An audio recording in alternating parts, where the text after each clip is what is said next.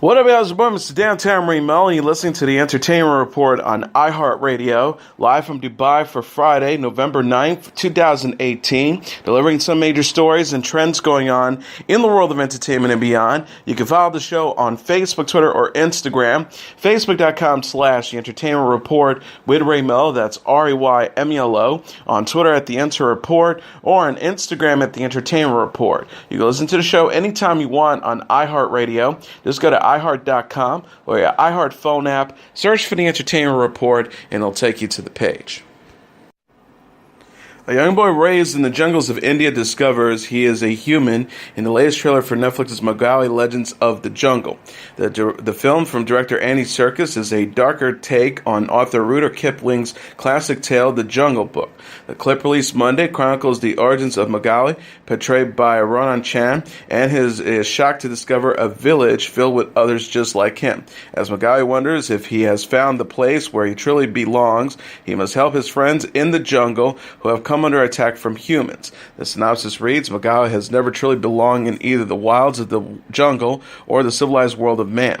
Now he must navigate the inherent dangers of each on a journey to discover where he truly belongs. Frida Pinto and Matthew Rice will also star in the film alongside an all-star voice cast that includes Christian Bale, Benedict Cumberbatch, Kate Blanchett, and Naomi Harris, among others. Mowgli Legends of the Jungle is set to arrive in selected theaters and on Netflix on December 7th. The newly engaged couple Zoe Kravitz and Karl Glusman have returned to the red carpet. The 29-year-old actress and 30-year-old actor attended the Paris premiere of Kravitz's movie Fantastic Beasts: The Crimes of Grindelwald. Kravitz and Glusman held hands as they arrived at the event. Kravitz wore a strapless back sequin gown with a pink bust and a large bow in back, while Glusman sported a black suit. Eddie Redmayne, Catherine Waterston, Jude Law, Urza Miller, Dan Fogel, Alison Sodal, and director David Yates also attended the premiere. The movie's co-star Johnny Depp, who was absent from the event. Fantastic Beasts: The Crimes of Grindelwald is a sequel to the 2016 film Fantastic Beasts and Where to Find Them. The movie are inspired by the books Fantastic Beasts and Where to Find Them by Harry Potter author J.K. Rowling. Kravitz plays Lita Lestrange in Fantastic Beasts: The Crimes of Grindelwald, which will open in theaters on November 16th. She recently discussed the character, the biggest role for a person of color in the Harry Potter franchise, with the Los Angeles Times. She says, I thought it was really important, and that takes place in the 1920s. So what is it like to be a person of color in the world at that time? She also added, Letta, she might have been one of the only children of color in Hogwarts at that time. She's an outcast, and whether it's spoken about or not, I associate that, of course, partly with what she looks like. Kravitz announced her engagement to Glusman in the November issue of Rolling Stone. Glusman, an actor known for Love, Nocturnal Animals, and The Neon Demon, proposed in February after a year and a half of dating. Niecy Nash and Courtney B. Vance are set to star in the upcoming Netflix film titled Uncorked from Insecure showrunner Prentice Penny. Uncorked, written, directed, and produced by Penny, will follow a young man played by Mamadou Athey, whose love of wine drives him to pursue a career as a master sommelier, despite his father wanting him to take over the family barbecue business. Datari Turner, Chris Pollack, Jason Michael Berman, Jill Aarons, Ryan Aarons, Ben Renzo are producing, with Patrick Raymond and Veronica Nickel serving as executive producers. NBA stars Tony Parker and Michael Finley are co-executing producing, alongside NFL stars Drew Brees and Derek Brooks. Production is set to begin in Memphis on November 10th, with filming also set to take place in Paris. Nash and Vance's roles in the film are being kept under wraps. Penny said in a statement, it's rare that black people get to tell a father-son story without the father's absence serving as the catalyst for the story. That was never my experience, and I think it's more important than ever that art reflects our humanity and who we are as regular people, rather than just be defined by the color of our skin or the trauma that has happened to us. Nash, the star of TNT's Claws, will next be seen in Netflix's Central Park 5 series from filmmaker Ava DuVernay. Vance, best known for starring as Johnny Cochran in FX's The People vs. O.J. Simpson, an American crime story, will next be seen alongside Julia Roberts in the upcoming drama film Ben is Back. Ryan Reynolds has released a new poster on Twitter for Once Upon a Deadpool that features himself and co-star Fred Savage riding a reindeer. Reynolds captioned the image, "The only F word in the movie is Fred Aaron Savage. Hashtag What's Upon a Deadpool. Hashtag As You Wish." In reference to the film's PG-13 rating, a first for the usually R-rated Deadpool series. The poster is Christmas themed and has featured the titular hero sitting behind a smiling Savage on the reindeer wearing a Santa Claus hat. Once Upon a Deadpool, which will arrive in theaters from December 12th to December 14th, is an edited PG-13 version of Deadpool 2 that features brand new scenes with Savage.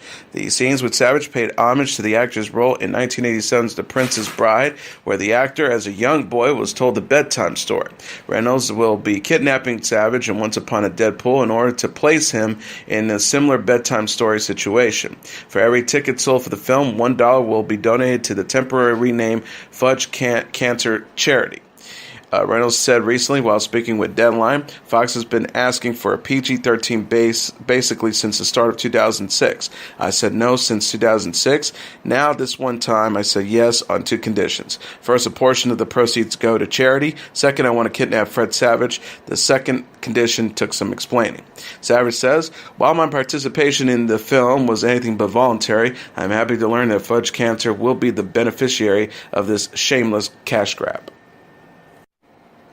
Netflix announced Thursday a commitment to develop content from Asia, including 2 new anime series based on Altered Carbon and Pacific Rim. Altered Carbon, based on the live-action Netflix series of the same name starring Joel Kinnaman, will explore a new story set in the show's sci-fi world. Animation Studios Anima is helping the project with the script by Dao Sato and Tosaka Kondo. Pacific Rim, best known as a live-action film series from Legendary Entertainment, will expand the story of the first 2 films about the battle between the monstrous kaiju and the robotic Jaeger that humans pilot. The anime will feature a brother and a sister piloting an abandoned Jaeger across a hostile land in search of their missing parents. Netflix also announced other new anime series such as Kagaster of an insect cage about a mysterious disease that turns people into giant insects. Yasuki, which takes place in a worn-turn feudal Japan filled with mechs and magics. And Tress, which follows mythical creatures of Philippines folklore and how they live among humans in hiding. Netflix also additionally outlined plans for Thai language origin programs such as The Stranded, about a group of high school students who must rescue themselves from a remote island after surviving a tsunami, and Shimmers, about 5 teenagers who find themselves haunted by the ghosts of their past. Michael Sheen has joined The Good Fight Season 3 as a series regular. Sheen will be featured on the CBS All Access spinoff of The Good Wife as a brilliant and charismatic lawyer named Roland Bloom. Roland Bloom, CBS announced on Wednesday, enjoys drugs, sex, and is more interested in winning than following the law. The Good Fight, which wrapped up its 2nd season in May, is set to return on CBS All Access in early 2019. Christine Baranski, Kush Jumbo, Rose Leslie, Audra McDonald, Sarah Steele, Michael Boatman, Nyambi, and Delroy Lindo also star in the legal drama. Sheen is known for starring in 4 seasons of Showtime's Masters of Sex and will appear on Amazon miniseries Good Omens. The actor has also starred in the films such as The Queen, Frost Nixon, and The Twilight Saga. Tyra Banks returned in the first trailer for Life Size 2. The 44-year-old model and television personality reprised Eve, a doll who comes to life, in a preview of the Life Size sequel. The trailer shows Eve befriending an initially a skeptical young woman named Grace, played by Francia Razia. Eve accompanies Grace to a brunch with friends, meet a new man, and go on a shopping spree. Life Size 2 is a sequel to the 2000 movie Life Size, which aired on the Disney Channel. The film starred Banks and Lindsay Lohan, who will have some type of role in the sequel. Banks told E! News this month, "You're going to have to see Life Size to see what Lindsay does. It's an interesting, creative way that my producers have Lindsay involved." She previously told Entertainment Weekly, "There's something beautiful that we do with Lindsay in this movie that'll speak to die-hard fans. I can't say how, but you will see something." Life Size 2 will premiere December 2nd on Freeform during the network's 25 Days of Christmas programming event. The movie co-stars Gavin Stenhouse, Shanika Knowles, Hank Chen, and Allison Fernandez. The alien is to reprise as Rogue One, a Star Wars story character Cassian Andor in a live-action series to stream on the newly named Disney Plus service. The show will take place before the events of the 2016 film, The Walt Disney Company said Thursday. Its debut day has not yet been determined.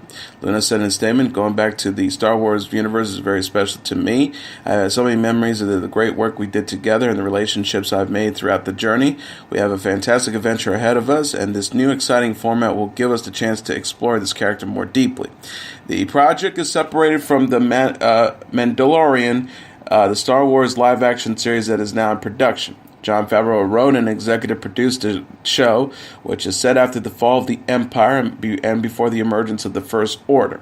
The company also confirmed Thursday previous media reports that stated it is working on a live-action dramedy for the streaming service focused on Loki, the god of mischief Tom Hiddleston plays in the Thor and Marvel Avengers movies. The two-part animated special, LEGO's Jurassic World, The Secret Exhibit, is to debut on November 29th, NBC announced. The story takes place before the events of Jurassic World, the 2015 blockbuster starring Chris Pratt and Bryce Dallas Howard, as dinosaur trainers Owen and theme park staffer Claire, respectively. Irfan Khan played the park's ambitious owner Simon in the film. In the synopsis, the cartoon special, with the grand opening of Jurassic World's new super secret dinosaur exhibit just days away, only one thing is missing: the dinosaurs. In order to get the job done, Simon Masrani enlists his newly hired assistant Claire Deering to ensure the new attraction opens on time, or else. Things aren't looking too good for Claire and for Owen, who just wants to deliver the dinosaurs, collect his paycheck, and get off the island. An NBC press release did not mention whose voices will be heard as the characters in the animated program. Pratt famously lent his voice to the enthusiastic hero Emmett in 2014's Lego Movie. He reprised the role in the Lego Movie 2, the second part, which is due in theaters next year. Emma Stone told Jimmy Fallon The Tonight Show she named herself after singer Emma Baby Spice Bunton of the Spice Girls. She said to Jimmy Fallon on Thursday, "Growing up, I was super blonde, and my real name is Emily. But I wanted to be called Emma because of Baby Spice, and guess what? Now I am." Stone explained how, as a child, she went up to her second-grade teacher and asked to be called Emma instead of Emily. Stone was also enthusiastic about seeing the Spice Girls in concert again after the pop group announced a 2019 reunion tour. Stone said about the tour, "I will be going to that somehow. I don't think tickets are on sale yet, but I'm going to figure it out." Stone then took a BuzzFeed test with Fallon to help determine which member of the Spice Girls she was most like. Stone, to her surprise, was named Victoria Posh Spice Beckham. Stone also told Fallon about meeting Leonardo DiCaprio at the Oscars and how she was the only American on the set of her new film, The Favorite, which is set to arrive in theaters on November 23rd.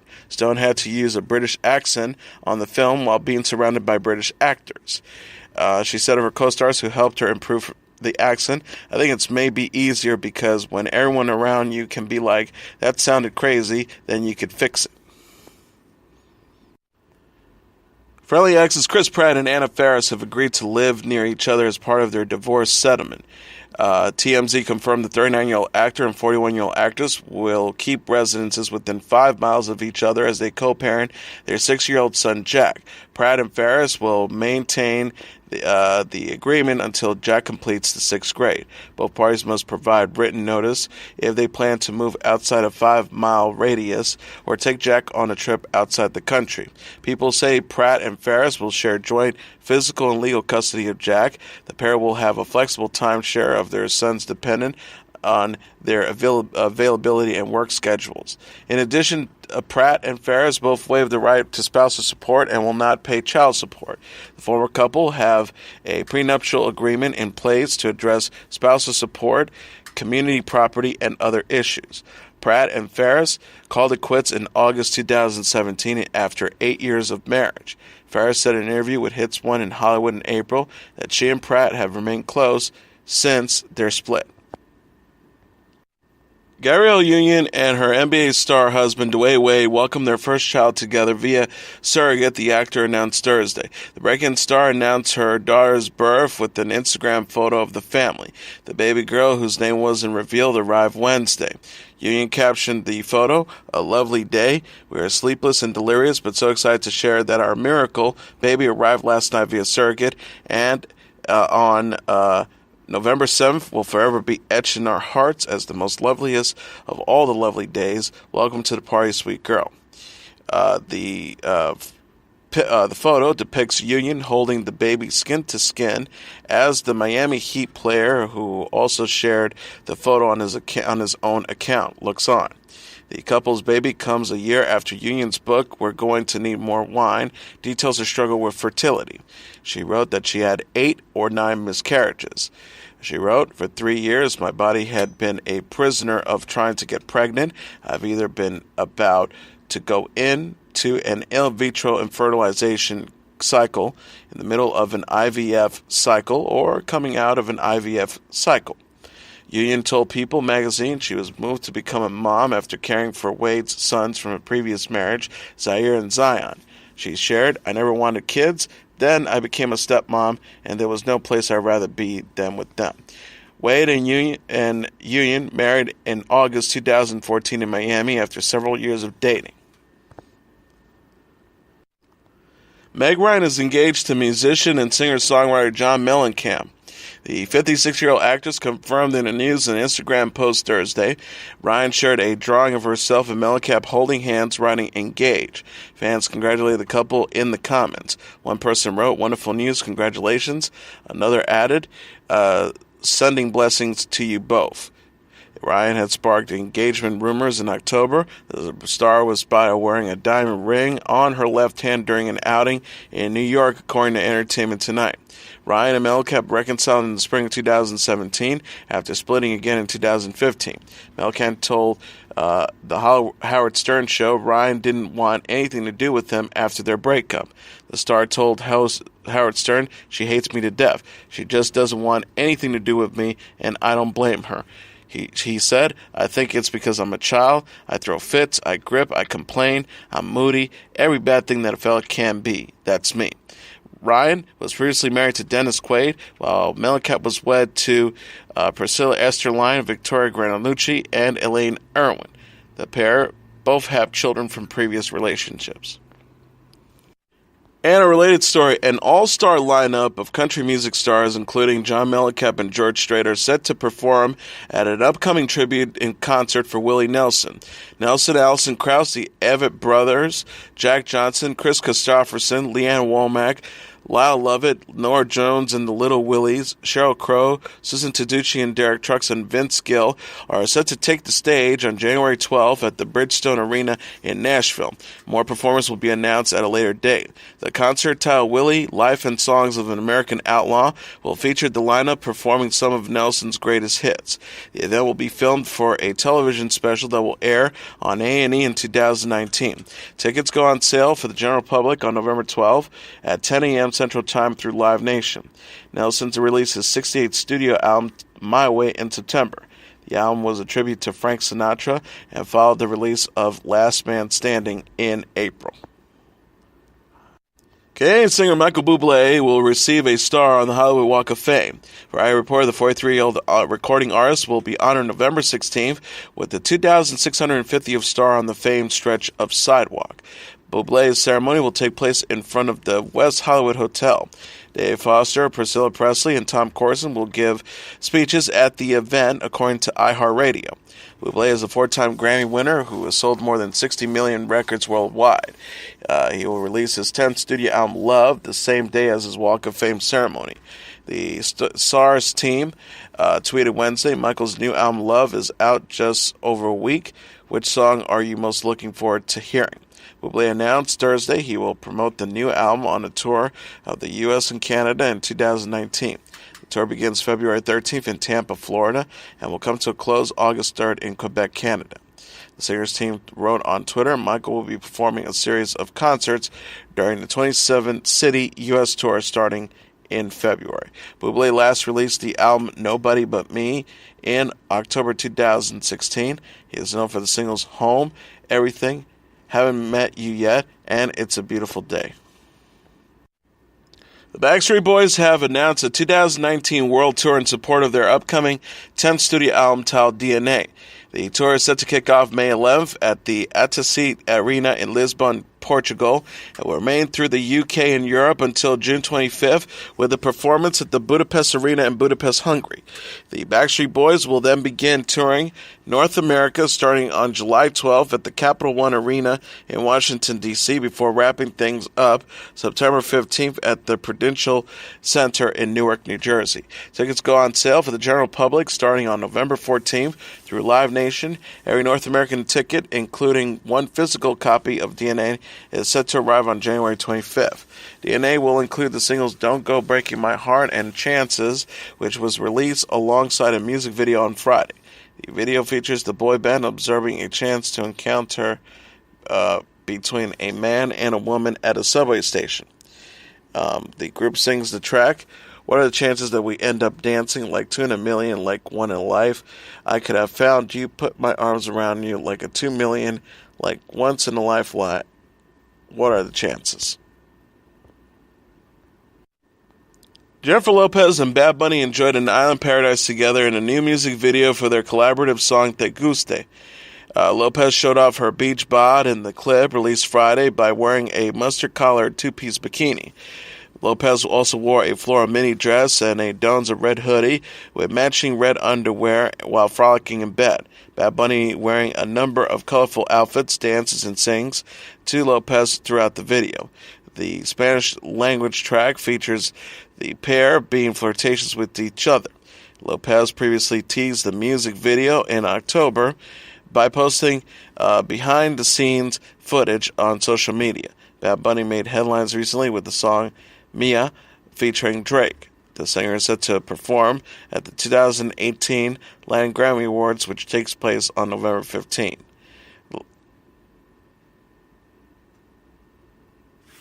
Lopez last collaborated with Cardi B and DJ Khaled on Dinero. She will next be seen on the big screen in the upcoming comedy's second act to arrive in theaters on November 21st. Iron Maiden has announced that they are bringing their Legacy of the Beast tour to North America in 2019. The tour begins July 18th at the BB&T Center in Sunrise, Florida, before wrapping things up on September 25th at the AT&T Center in San Antonio, Texas. The heavy metal band will also perform in Atlanta, Brooklyn, Philadelphia, Boston, Toronto, Nashville, Las Vegas, Los Angeles, and Dallas, among others. Iron Maiden will be joined by special guest the Raven Age, with Fozzy also set to perform during the Los Angeles concert. Tickets go on sale for the general public on November 16th at 10 a.m. local time through Live Nation. Pinball manufacturer Stern previously announced in March an Iron Maiden-themed pinball machine that was also titled Legacy of the Beast. The game allows players to experience different forms of the band's skull-faced mascot, and Eddie also embarks on a quest to slay the beast. And now let's take a look at what happened on this date in entertainment history. On this date in 2001, the 3,400-seat Kodak Theater, which was designed as the permanent home of the Academy Awards, opens in Hollywood. The Oscars were held at the Kodak Theater for the first time on March 24, 2002. During the show, which was hosted by Whoopi Goldberg, A Beautiful Mind was named Best Picture. Halle Berry won Best Actress for her performance in Monsters Ball, and Denzel Washington collected the Best Actor award for Training Day. Berry and Washington's wins marked the first time in Oscar history that African-American performers had triumphed in both the Best Actress and Best Actor categories. The Kodak Theater, located on Hollywood Boulevard near the famous Hollywood Walk of Fame and the Grauman's Chinese Theater, was designed by architect David Rockwell and cost some $94 million to construct. The theater features a 5-story lobby with a general spiral giant spiral staircase, columns commemorating past winners of the Best Picture Oscar, and a main stage area which measures 175 feet wide and 75 feet deep. The first Academy Awards took place at the Blossom Room of the Hotel Roosevelt Hotel on May 16, 1929, and feature a banquet dinner attended by 200-some guests. Over the years, the Oscars have been held at a variety of venues, including the Chinese Theater from 1944 to 1946, the Shrine Auditorium in Los Angeles from 1947 to 1948, and the RKO Pentagon Theaters in Hollywood from 1950 to 1960, which was presented for the first time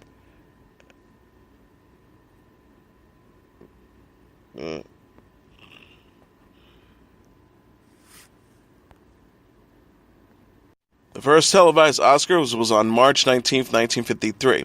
From 1969 to 1987, the ceremony was held at the Dorothy Chandler Pavilion of the Music Center of Los Angeles County. In 1988, the Oscars returned to the Shrine Auditorium. The show then rotated between the Shrine Auditorium and the Dorothy Chandler Pavilion until 2002, when the Oscars were first held at the Kodak Theater. The occasion also marked the first time the ceremony had been hosted in Hollywood since 1960. In addition to the Academy Awards, the Kodak Theater hosted a variety of music and dance performances, as well as events as the finales of the hit TV music competition American Idol and the Daytime Emmy Awards. And that is your entertainment report for Friday, November 9th, 2018. I'm your host, Mr. Downtown Melo. I'll be back on Monday to deliver some major stories and trends going on in the world of entertainment and beyond. You can follow the show on Facebook, Twitter, or Instagram. Facebook.com/The Entertainment Report with Ray Melo. That's REYMELO. On Twitter at The Enter Report, or on Instagram at The Entertainment Report. You can listen to this episode or any previous episodes of The Entertainment Report with Ray Melo by searching for us on iHeartRadio. Just go to iHeart.com or your iHeart phone app, search for The Entertainment Report, and it'll take you to the page. Everyone have a great weekend. Good night, and God bless you all.